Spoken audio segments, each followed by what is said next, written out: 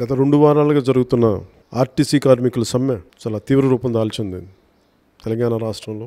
ఈ నేపథ్యంలో నిన్న ఖమ్మం జిల్లాలో ఆర్టీసీ కార్మికులైన శ్రీనివాస్ రెడ్డి ఒళ్ళు తగలబెట్టేసుకొని కిరోసిన్ పోసుకొని చనిపోవటం భార్య బిడ్డల ముందే.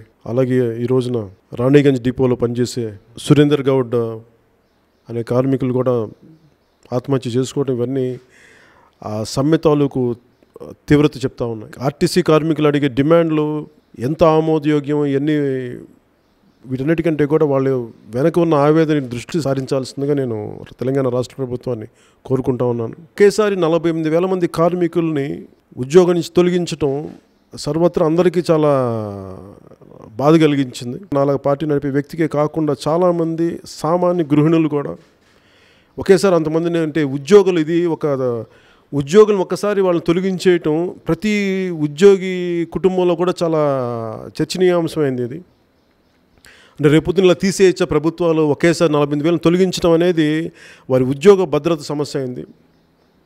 ప్రతి ఉద్యోగికి డిమాండ్స్ కొన్ని ఉంటాయి, అవి మనం కొన్ని నిర్వర్తించే ఉంటాయి, నిర్వర్తించలేనివి ఉంటాయి. అవన్నీ కూర్చోబెట్టి ఒక సామరస్యపూర్వకమైన ధోరణిలో కూర్చొని వారి డిమాండ్ని పరిష్కరించి లేనివి నచ్చజెప్పి వాటిని ముందుకు తీసుకెళ్లే ప్రయత్నం చేయాలి. కానీ ఒకేసారి తొలగించడం ఇది చాలా సర్వత్రా అభద్రతా భావం వచ్చింది. దాంట్లో భాగంగానే నిరాశ నిస్పృహలకు లోనయ్యి నిన్న శ్రీనివాస్ రెడ్డి గారు చనిపోవటం, లేదంటే నిన్న రాత్రి సురేందర్ గౌడ్ చనిపోవటం, ఇవన్నీ అవే వాటి తీవ్రతను తెలియజేస్తూ ఉన్నాయి. అందుకనే ఆర్టీసీ కార్మికులు తీసుకున్న నిర్ణయం ప్రకారం 19వ తారీఖున తెలంగాణ బంద్కి పిలుపునిచ్చింది.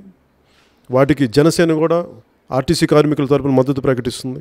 అలాగే జన సైనికులకు కూడా ఆర్టీసీ కార్మికులు చేసే సమ్మెకి మీ సహాయ సహకారం, మీ మద్దతు ఇవ్వాల్సిన మనస్ఫూర్తిగా కోరుకున్నాను. దీంట్లో ఎలాంటి హింసతో కూడిన అలాంటి అవాంఛనీయమైన సంఘటనలు కూడా జరగకుండా అప్రమత్తంగా ఉండి వారి తాలూకు ఆవేదనని ఈ విధంగా బంద్ రూపంలో తెలియజేయడం, దాన్ని శాంతియుతంగా జరగాలని, అలాంటి శాంతియుతంగా ముందుకు తీసుకెళ్ళాలని జన సైనికులు కూడా నేను విజ్ఞప్తి చేసుకుంటా ఉన్నాను. ఇప్పటికైనా సరే తెలంగాణ రాష్ట్ర ప్రభుత్వం వారి డిమాండ్లని సామరస్యపూర్వకంగా ముందుకు తీసుకెళ్ళి వాటిని పరిష్కరించే దిశగా ఆలోచించాలని మనస్ఫూర్తిగా తెలంగాణ రాష్ట్ర ప్రభుత్వాన్ని కోరుకున్నాను. దీని ఇంతకు మించి జటిలం చేయకూడదు, ఇంకెక్కువ ప్రాణాలు పోకూడదు నేను మనస్ఫూర్తిగా కోరుకుంటూ ప్రజలకు నా నిర్ణయం తెలియజేస్తున్నాను.